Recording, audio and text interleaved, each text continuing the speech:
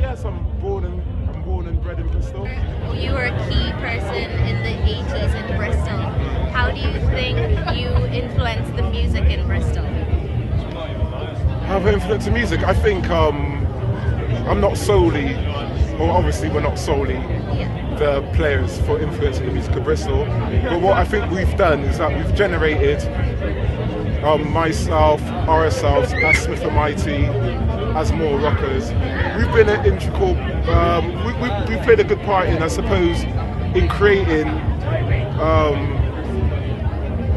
an environment where people can make their own music. So the DIY, the sort of a DIY setup where you could make music yourself at home, produce it, and then release it.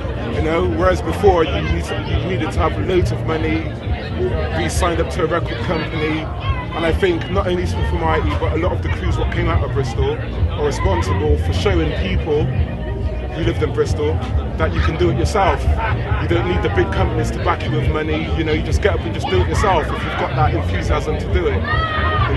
So from us making music, pushing it out there, it's just sort of like spread, or it's laid I suppose a foundation. That's the word I was looking for. It's laid a foundation for people in Bristol and around the southwest area that they can do it without having big money to back them up from major record companies. I've been influenced by a lot of music. I mean, I was born in 1967, so I grew up with my mother playing old school reggae music, and as I grew up into the 80s, I got into electronic music. People like Kraftwerk, Heaven 17, the new wave stuff, the two-tone reggae stuff. People like the Specials really influenced me with the whole reggae ska thing. And but I think most of all, I've been influenced by reggae dub producers like Scientists from Jamaica, Prince Jammies from Jamaica, people like that who were into like making dub influenced music. Also that whole 80s scene for me,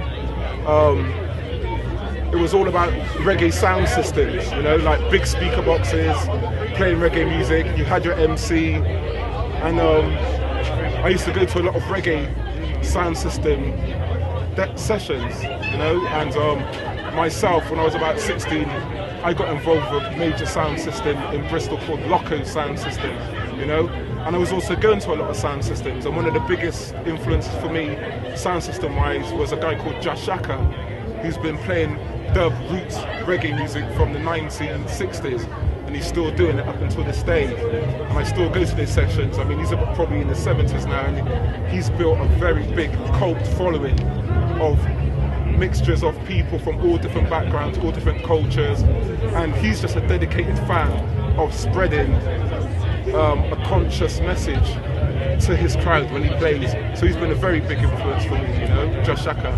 Would you say that there was a song in the 80s that pretty sums up the 80s for you, like a key song? Do you know what? I couldn't sum it up with one song. There's very many songs from a lot of different genres of music, from the reggae music, from the 80s, pop music. I was influenced by a lot of musics, I can't pin it down to any particular one, because back then for me, growing up as a teenager, I was influenced by, it was a lot of inspired people that inspired me to do music, like I said, like people like Kraftwerk with electronic music, people like Scientists and Just Shaka for the dub reggae music. Our sound is a mixture of dub, soul, because I was into a lot of soul music as well at the time. People like Mantronics, Joy Sims, from the back then the soul scene, what I suppose you would call it now, R&B scene. So people like Mantronics, Joy Sims. Again, the sound systems for me was a very influential part of my life. The whole thing about playing dub plates for me was brilliant. It was like this concept of playing dub plates. You would play a reggae tune with the music on it, then the DJ would flip over the version side, and it would just be an instrumental.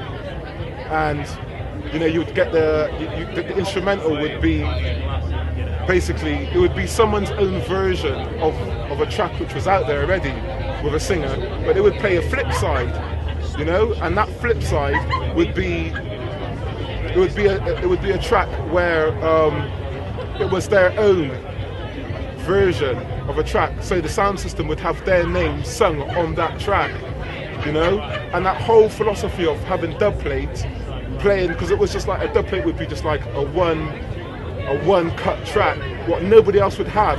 So when you're in a dance and you would maybe have, say, two sound systems in competition with each other, a lot of it was friendly competition. Sometimes it would get a bit serious, but you would have two different sound systems, and it would be who could play the best dub plate. So somebody would play the same track as each other, but with different singing on it, with their name being mentioned on it. And for me, that was like, wow, this is wicked, you know. Wow, check this out, this is like crazy, dude. People playing their own version of stuff.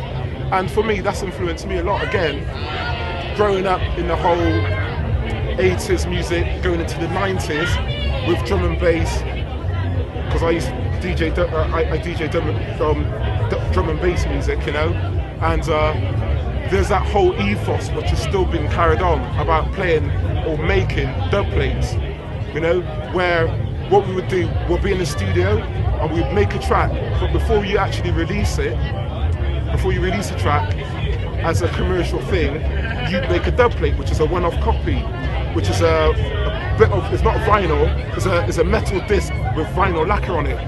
And you would just like bring that to the session that you're DJing at and just play it and see the crowd reaction. And then if you seen the crowd reaction was good, then you would make loads of copies of that track and put it out as a single. So a lot of these dub plates for us was like a testing ground of the tracks that you were making, you know, and brilliant. It's a brilliant concept, you know,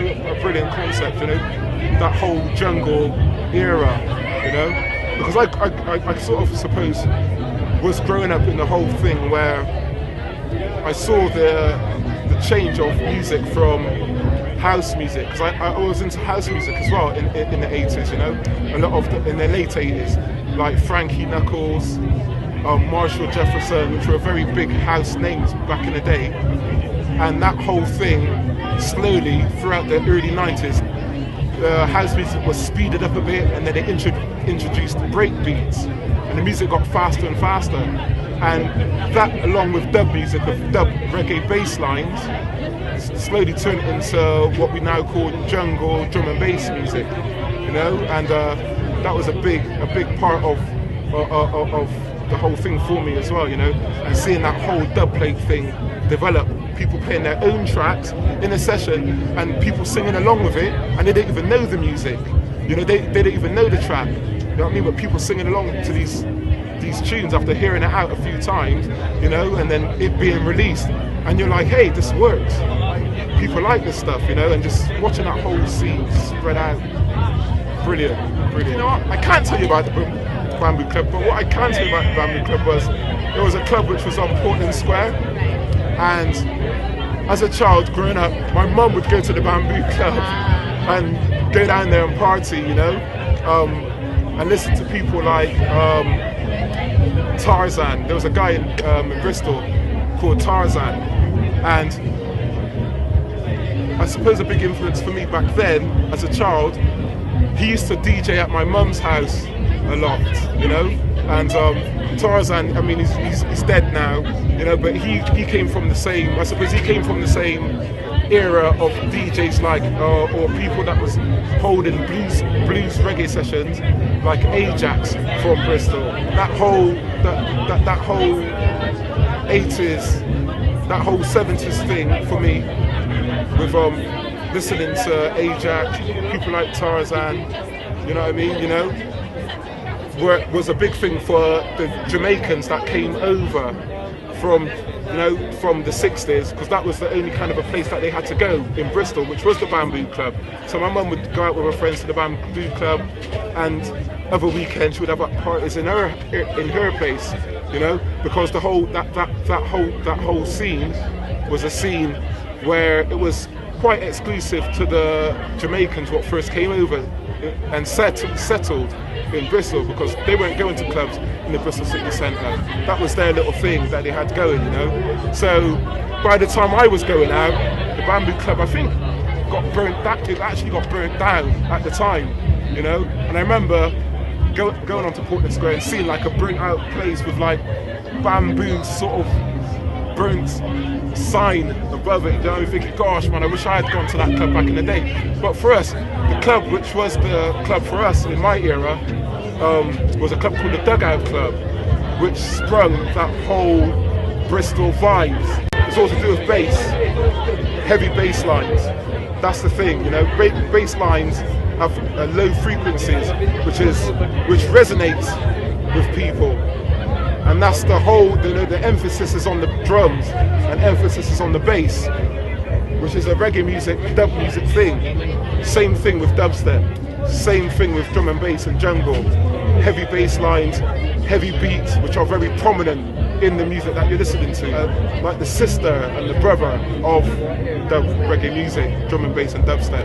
The whole Massive Attack era, Smith and Mighty era, it was an exciting time, you know. It was a whole thing where we were coming out with our own stuff, and we were making music and releasing it on the underground scene, and you know, you had all these A&R men coming down from London wanting to know who was releasing this music, and you know, the big tracks at that time. You know, Smith and Mighty came out with a track called "Walk On By." You know, cover version of Burt Bacharach, "Walk On By." Another track called "Anyone Who Had a Heart." Massive Attack's one of Massive Attack's first single, a track called "Any Love," which was produced by Smith and Mighty. I mean, I think the Japanese now will buy that single for about 200 quid if they can get their hands on it. That's how exclusive that track was. And you had all these A&R guys coming down from London wanting to know who produced these 3 underground tracks, what became very big, you know, on the underground scene. And then the London guys coming down, and in the end, signing up Massive Attack, signing up Smith and Mighty, you know, and the story just goes from there. It wasn't just those guys, you know, you've got your Ronnie Sizes, you've got your Massive Attacks, your Portishead, your Tricky, you know. We were all on the same scene together, partying together, exchanging ideas together, going back to the studio and working on these ideas. So we were all bouncing off each other, all influencing each other.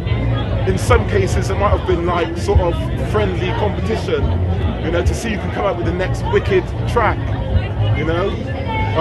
The dance scene in Bristol then was very close. It was a very close knitted scene, you know, and you know, we were all bouncing off each other, we were all influencing each other back then, you know. So you know, it wasn't down to any one person doing it, you know. We were all in it together.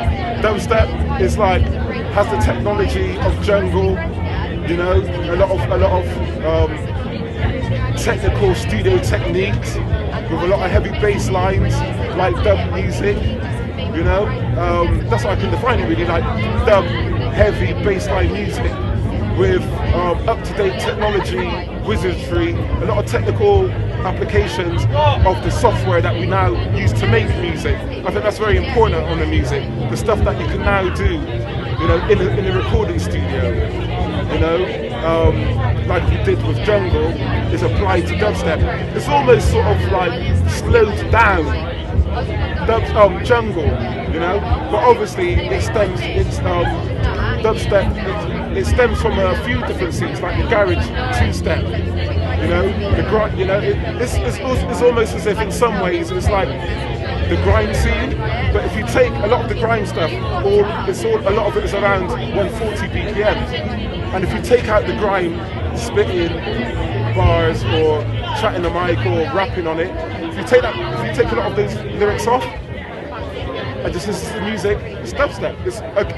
It's almost like a lot of R&B tracks.